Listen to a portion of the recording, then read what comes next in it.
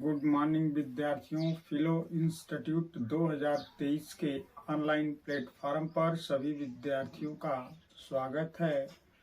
आज हम कक्षा 10 के भौतिक विज्ञान के विद्युत के तापीय प्रभाव नामक चैप्टर से कुछ सूत्रों का डिराइवेशन करेंगे जो बहुत ही इम्पॉर्टेंट है, और उस सूत्रों पर आज कुछ न्यूमेरिकल भी हम सॉल्व करेंगे जो लगभग परीक्षा में उस टाइप के क्वेश्चन पूछे जाने की संभावना बन रही है।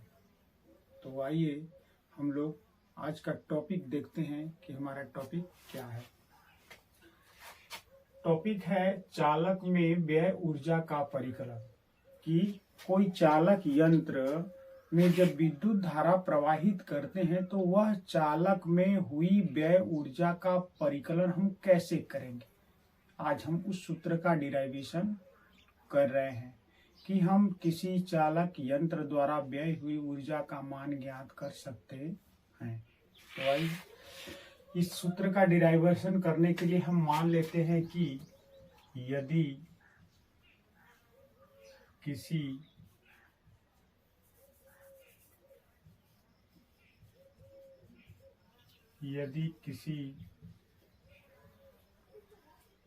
चालक में Q कूलाम आवेश, यदि किसी चालक में Q कूलाम आवेश प्रवाहित करने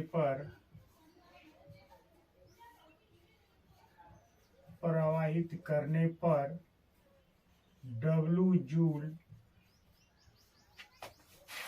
कार्य करना पड़ता है तथा उसके सिरों के बीच भी बोल्ट का विभवांतर हो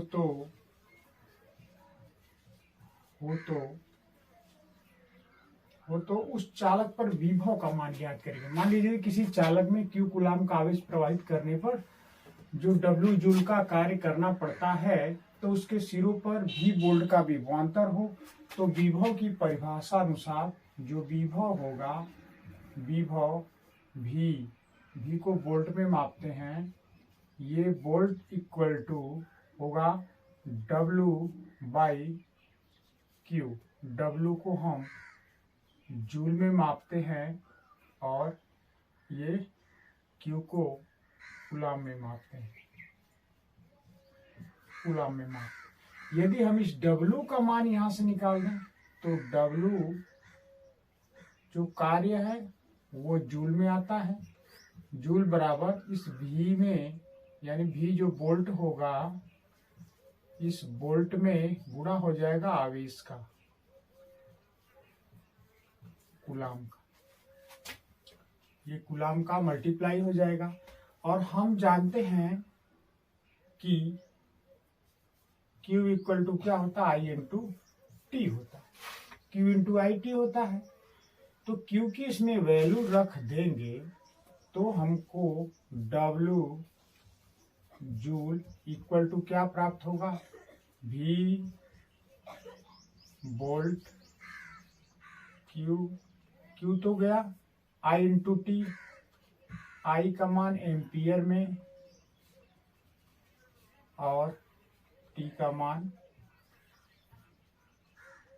सेकेंड में, T का मान सेकेंड में प्राप्त होगा। या हम W बराबर कर सकते हैं VIT।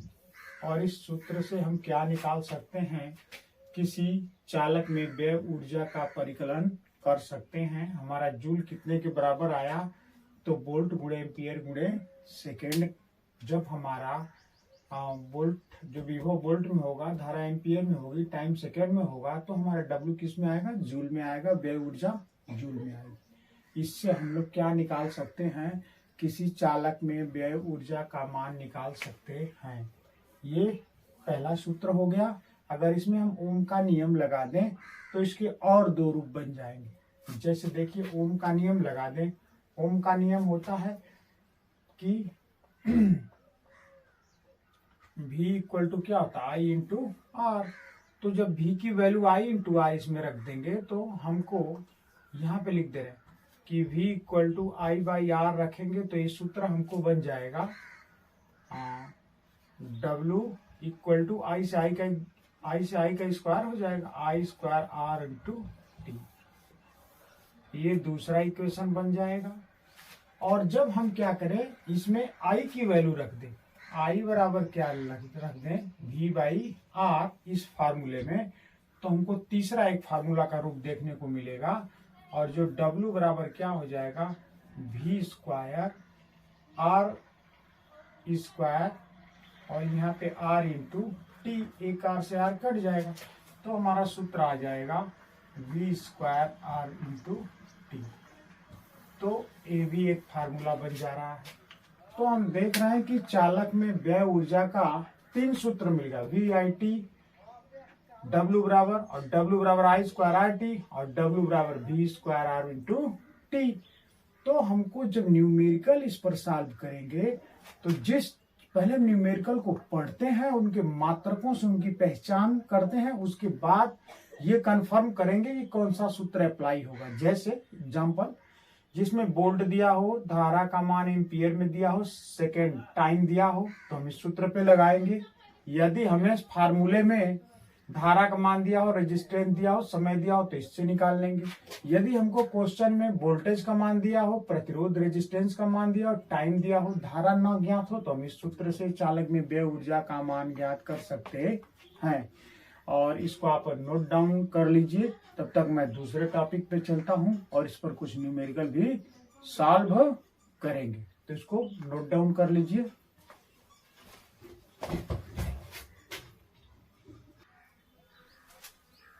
तो आइए हम लोग अब एक दूसरे टॉपिक पर, उसी से रिलेटेड टॉपिक है जिसमें है चालक में उत्पन्न ऊष्मा का परिकलन कैसे करेंगे। अभी हमने पढ़ा कि किसी चालक द्वारा व्यय ऊर्जा का परिकलन करने का सूत्र पढ़ा, उसी की सहायता से हम किसी चालक में उत्पन्न ऊष्मा का भी परिकलन कर सकते हैं। आइए देख लेते हैं कैसे। यदि एक चालक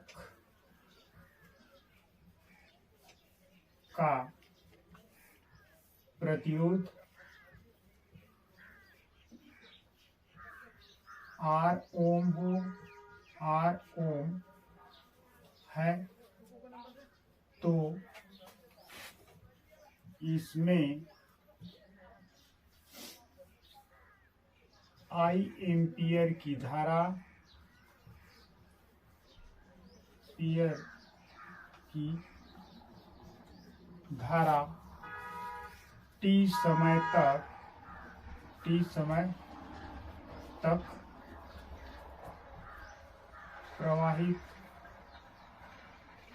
करने पर चालक में उत्पन्न ऊष्मा,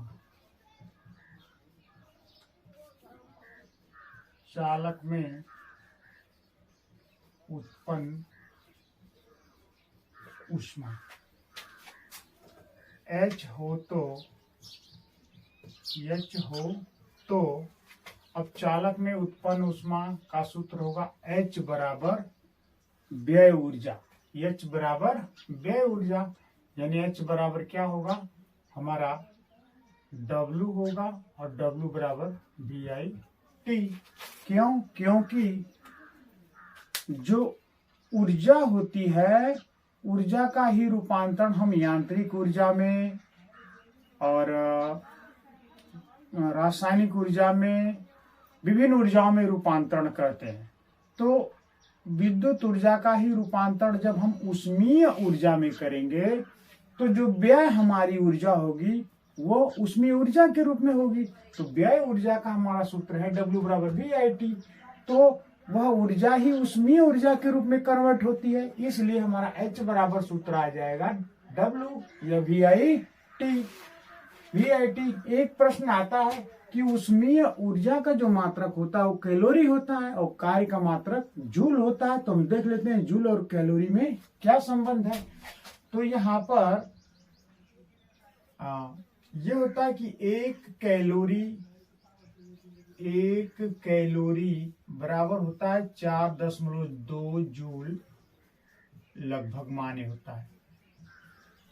लगभग एक कैलोरी बराबर होता है 4.2 जूल लगभग। या तो जब हम एक जूल निकालेंगे तो इसको इधर कर देंगे, एक जूल बराबर जब निकालेंगे तो ये इधर आएगा, तो 1/4.2 कैलोरी हो जाएगी, क्योंकि हम ऊष्मा को कैलोरी में मापते हैं। तो ये तो जूल में मान आता है, तो जब इसको कैलोरी में बदलेंगे तो क्या कर देंगे, 4.2 से भाग कर देंगे, तो ये हमारा मान किस में आ जाएगा, कैलोरी में। तो ये एक सूत्र हो गया। इसके 3 सूत्र निकले थे।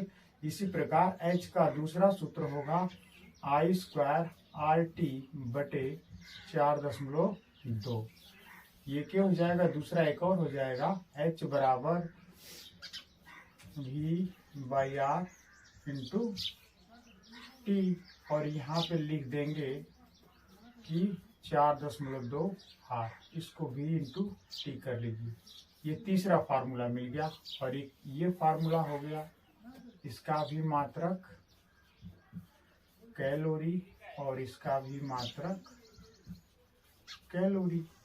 तो इन सूत्रों की सहायता से हम उसमें चालक में जो विद्युत धारा प्रवाहित होगी उसके वह जो यंत्र होगा उसको ऊष्मीय ऊर्जा में जब कन्वर्ट करेगा, तो इस सूत्र से हम उस चालक में उत्पन्न ऊष्मीय ऊर्जा का मान ज्ञात कर सकते हैं।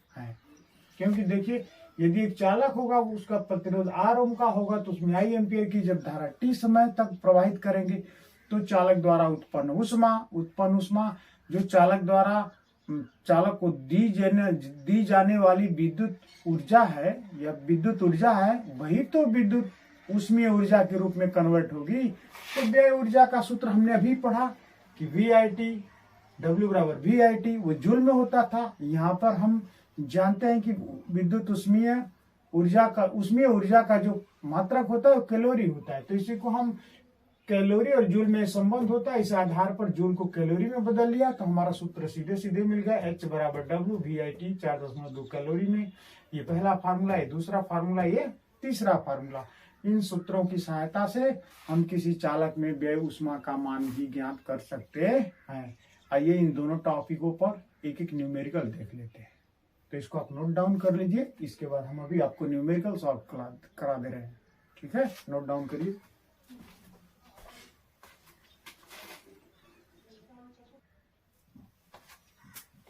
तो आइए अब हम लोग अपने क्वेश्चन पे चलते हैं। पहला क्वेश्चन है, एक प्रतिरोध तार में 15 वोल्ट विभवांतर पर 2 एम्पियर की धारा 30 सेकेंड तक प्रवाहित की जाती है, तो तार में व्यय ऊर्जा का मान ज्ञात कीजिए। व्यय ऊर्जा का मान ज्ञात करना है। हम देखते हैं कि क्वेश्चन में क्या क्या दिया है, उन मानों को हम लिख ले रहे हैं। तो एक प्रतिरोध तार में कितने वोल्ट का विभवांतर है, V का मान दिया, V दिया है 15 वोल्ट। दूसरा दिया I का मान, I बराबर दे रखा है 2 एम्पियर, और टाइम दे दिया है T बराबर 30 सेकेंड। तो हमको जब VIT मिल गया तो व्यय ऊर्जा का सूत्र लिखेंगे, W बराबर VI इंटू T, और इसमें इनके सारे मानों को रख के हम कैलकुलेट करके व्यय ऊर्जा का मान बड़े आराम से ज्ञात कर सकते हैं। तो देखिए, सबका वैल्यू रखने पर ये 5, ये 2 एम्पियर और ये 30 सेकेंड, जब इस सबका मल्टीप्लाई करेंगे तो 30 दूना के 60 और 15 छक्का 90, कितना आ जाएगा, 900 जूल आ जाएगा। जो W का मान आएगा 900 जूल। यानी आंसर हमारा निकल के आ गया कि व्यय ऊर्जा कितनी होगी, तो 900 जूल होगी। ये हमारा आंसर निकल गया। तो इस प्रकार बड़े आराम से हम व्यय ऊर्जा का मान ज्ञात कर सकते हैं। आइए दूसरे क्वेश्चन पे चलते हैं। दूसरा क्वेश्चन है 10 ओम प्रतिरोध के तार में 5 एम्पियर की विद्युत धारा 1 मिनट तक प्रवाहित करने में कितनी ऊष्मा उत्पन्न होगी। यहाँ पर उत्पन्न ऊष्मा का मान ज्ञात करना है। तो यहाँ भी क्या करेंगे, देखेंगे कि क्या किसकी किसकी वैल्यू दिया है। तो उन सारे वैल्यू को हम लिख ले रहे हैं पहले। तो यहाँ पे दिया है प्रतिरोध रेजिस्टेंस R का मान दिया है, कितना है 10 ओम है। आई धारा का मान दिया है 5 एम्पियर और टाइम दिया है 1 मिनट। 1 मिनट को हम सेकेंड में बदल लेंगे तो 60 से गुणा कर देंगे तो आ जाएगा 60 सेकेंड, क्योंकि जो हमारा फार्मूला होता है उस फार्मूले में टाइम सेकेंड में होता है, इसीलिए हमने मिनट में 60 का गुणा करके सेकेंड में टाइम को कन्वर्ट कर लिया। अब देखेंगे हमको आई पता है, आर पता है, टी पता है, तो उत्पन्न ऊष्मा का सूत्र लगाएंगे H बराबर I square R into T. I square R into T वाला फार्मूला निकालेंगे तो और बटे 4.2, क्योंकि ऊष्मा को कैलोरी में मापते हैं। तो इन सभी वैल्यू को इसमें रख देंगे तो H बराबर आई का मान है 5 का स्क्वायर, R की वैल्यू 10, T की वैल्यू 60 और ये आएगा 4.2। तो इसको बड़े आराम से कैलकुलेट कर सकते हैं। ये हो जाएगा 25 और ये हो जाएगा 10 में 6 का गुणा किए 60 का, तो ये 600 और बटे 4.2। अब क्या करेंगे, 600 में 4.2 का भाग कर लो, या तो इस 25 छक्का कितना होता है 150, तो ये हो जाएगा 150 पे 2 शून्य और 4.2। और जब इसको कटाएंगे हम भाग दे करके तो देखिए 4.2 है, पहले इसको पूर्णांक बना लेंगे, पूर्णांक बना के भाग दे लेंगे, तो भाग देंगे तो हमारा आंसर बड़े आराम से आएगा 3571.4 कैलोरी। ये हमारा आंसर मिल जाएगा। आपको करना क्या है, इसमें ऊपर 10 का गुणा करना, नीचे 10 का गुणा, नीचे 42 हो जाएगा। ऊपर जितना संख्या हो गया उसमें 42 का क्या करेंगे, भाग दे देंगे, तो हमारा आंसर निकल के आ जाएगा 3571.4 कैलोरी ऊष्मा मुक्त होगी, ऊष्मीय ऊर्जा। तो इस प्रकार हम न्यूमेरिकल को बड़े आराम से सॉल्व कर सकते हैं। और हमारी वीडियो कैसी लगी कमेंट करिएगा, नेक्स्ट वीडियो का इंतजार करिए। तब तक के लिए थैंक यू, धन्यवाद।